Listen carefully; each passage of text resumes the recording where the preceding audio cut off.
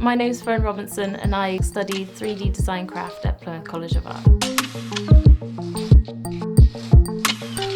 I'm a contemporary jeweller and I work with mixed media materials, the majority of the time resin and jesmonite with wax crayons. I would call myself a designer maker, but I tend to start with some sort of list which will include pouring of resin or the lengthy task of sanding and polishing it for either stock or for orders. I'll always be mulling over any thoughts for displays and any new pieces that I want for any shows upcoming.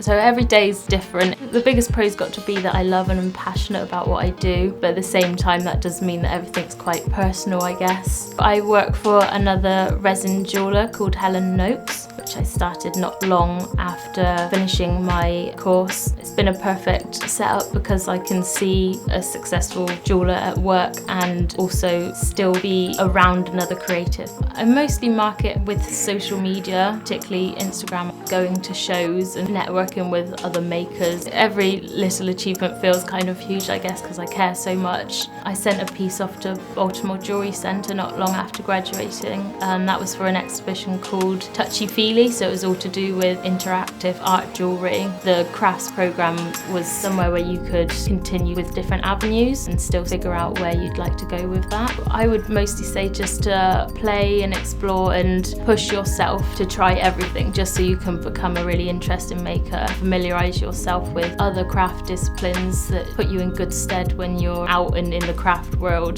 to have a wider knowledge of other areas. I just want to keep making jewellery that makes people smile and that they enjoy, and show in more galleries or exhibitions alongside people that I admire and will be proud to have my work alongside.